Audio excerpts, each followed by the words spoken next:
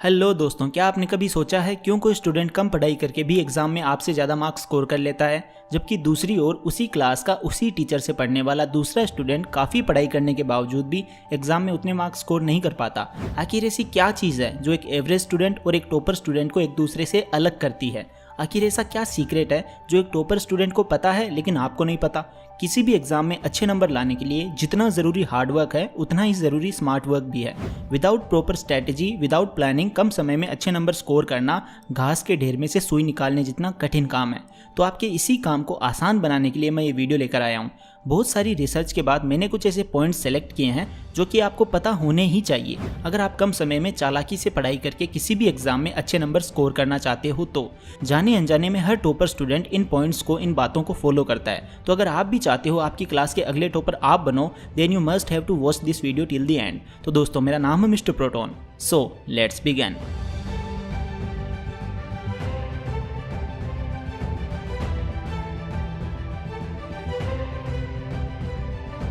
Number 5, start from the basics. दोस्तों, आप लोगों ने तो सुना ही होगा कि नींव जितनी मजबूत होगी इमारत उतनी ही मजबूत बनेगी।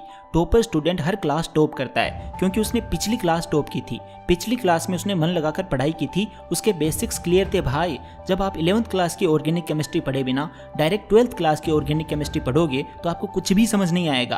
आपके हर सब्जेक्ट के बेसिक्स, फंडामेंटल्स जितने ज़्यादा क्लियर होंगे आपको वो सब्जेक्ट समझने में और उसके क्वेश्चन सोल्व करने में उतनी ही ज़्यादा आसानी होगी। बेसिक्स अगर आपके क्लियर हैं तो क्वेश्चन थोड़ा चेंज भी हुआ तो आप उसे सोल्व कर पाओगे, लेकिन अगर आपके कॉन्सेप्ट्स क्लियर नहीं है, आपको बेसिक्स ही नहीं पता है और आपने आंसर केवल रट रखा है, तो फिर अगर थोड़ा सा भी क्वेश्चन चेंज हुआ तो आप उसे सोल्व नहीं कर पाओगे। इसीलिए अगर आप कोई भी सब्जेक्ट जैसे मैथ्स पढ़ रहे हो तो उसमें पहले जितने फॉर्मूलाज हैं उनकी एक शीट बना लो और हो सके तो फॉर्मूला कैसे डिराइव हुआ है ये भी पता कर लो, उसके बाद भी क्वेश्चन सोल्व करो। बेसिक्स अगर आपके क्लियर होंगे तो आपको कोई भी सब्जेक्ट पढ़ने में मजा आएगा, इंटरेस्ट आएगा और चीजें रटनी नहीं पड़ेगी, काम आसान हो जाएगा। कई बार आप देखते हो टीचर जब क्वेश्चन पूछता है तो जिस बंदे ने पिछली क्लास टॉप करी थी वो जल्दी से आंसर दे देता है और आप नहीं दे पाते हो क्योंकि उसके बेसिक्स क्लियर हैं, उसने पिछली क्लास टॉप की थी, कड़ी से कड़ी जुड़ी हुई होती है। आज पहले चैप्टर में जो आप पढ़ोगे वही कॉन्सेप्ट आगे के चैप्टर में भी यूज होगा। Number 4, study in variety of ways. दोस्तों, किसी एक ही टॉपिक को पढ़ने के एक से अधिक तरीके हो सकते हैं। महान न्यूरोलॉजिस्ट जूडी विलिस के द्वारा 2008 में की गई एक रिसर्च में पता चला है कि डिफरेंट मीडिया हमारे ब्रेन के डिफरेंट पार्ट को एक्टिवेट करते हैं। किसी भी चीज़ को याद करते समय आपके ब्रेन के जितने ज़्यादा पार्ट एक्टिव होंगे आप उतना ही आसानी से उस चीज़ को याद कर पाओगे। जूडी विलिस अपनी रिसर्च में बताते हैं कि पढ़ते वक्त किसी भी टॉपिक को समझने के लिए आप मल्टीपल वेज का उपयोग कर सकते हो, जैसे कि आप उस टॉपिक के नोट्स पढ़ सकते हो, उस टॉपिक का यूट्यूब पर वीडियोस देख सकते हो, उस टॉपिक की इंफॉर्मेशन का एक ऑडियो बना के आप उसे बार बार सुनकर याद कर सकते हो। जब आप एक ही चीज़ को, एक ही टॉपिक को अलग अलग तरीके से याद करने की कोशिश करते हो तो इससे आपके ब्रेन के न्यूरॉन्स की संख्या में वृद्धि होती है और अगली बार जब भी आप पढ़ने बैठो तो इस टिप को फॉलो जरूर करना। Number 3, analysing previous year papers and demand of examination before jumping in preparation. दोस्तों, ये पॉइंट बहुत ही ज़्यादा इंपॉर्टेंट है। Always remember 80% of the questions comes from 50% of the syllabus. आप मुगल शासक बाबर से ये सीख ले सकते हो कि जब भी वो युद्ध भूमि में यानी बैटल फील्ड में जाते थे तो वो युद्ध भूमि का मुआयना करते थे। ठीक इसी प्रकार से आप जिस एग्जाम में अपीयर होने जा रहे हो उस एग्जाम से संबंधित आपको सारी जानकारी होनी चाहिए। आपको पता होना चाहिए कि एग्जाम की आखिर डिमांड क्या है, बोर्ड किस टाइप के क्वेश्चंस को ज़्यादा महत्व देता है, ज़्यादा इंपॉर्टेंट मानता है, और ये सब चीज़ें आपको तभी पता चलेंगी जब आप प्रीवियस ईयर के पेपर्स को एनालिसिस करोगे। इसीलिए अगर आप किसी भी एग्जाम की प्रिपरेशन कर रहे हो तो आपको कम से कम लास्ट 3 ईयर्स के पेपर्स को ज़रूर सॉल्व करना है। Number 2, summarise what you read. जैसा कि मैंने बताया 80% क्वेश्चंस 50% सिलेबस में से आ जाते हैं।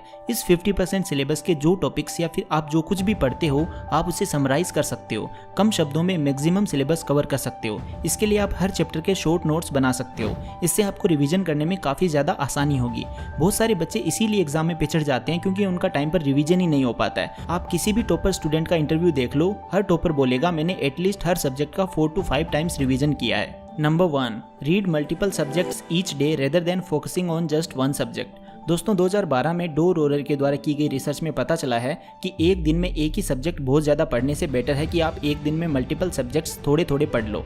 इसीलिए अगर आप बोर्ड एग्जाम की प्रिपरेशन कर रहे हो तो आपको एक दिन में सभी सब्जेक्ट्स थोड़े थोड़े पढ़ने की हैबिट डेवलप करनी है। डो रोलर बताते हैं कि एक दिन में एक ही सब्जेक्ट पढ़ने से एक जैसी इन्फॉर्मेशन मिक्सअप हो सकती है। वहीं अगर आप थोड़ा थोड़ा हर सब्जेक्ट पढ़ोगे तो इससे आपको चीज़ें याद रखने में भी आसानी होगी और इन्फॉर्मेशन मिक्सअप भी नहीं होगी। तो दोस्तों अब इस वीडियो को समराइज करते हैं। सबसे पहले तो आपको हर सब्जेक्ट के बेसिक्स पता होने चाहिए। इसके बाद आपको प्रीवियस ईयर पेपर्स चेकआउट करने हैं, शॉर्ट नोट्स बनाने हैं, एक दिन में मल्टीपल सब्जेक्ट्स पढ़ने हैं और टाइम टू टाइम रिवीजन करना है। अगर आप इस वीडियो में बताई गई बातों को फॉलो करते हो तो आपकी क्लास के अगले टॉपर आप होंगे। आपको इस वीडियो में बताई गई कौन सी बात सबसे अच्छी लगी हमें कमेंट बॉक्स में ज़रूर बताएं। So thank you so much for watching this video. Take care, love you all and all the best.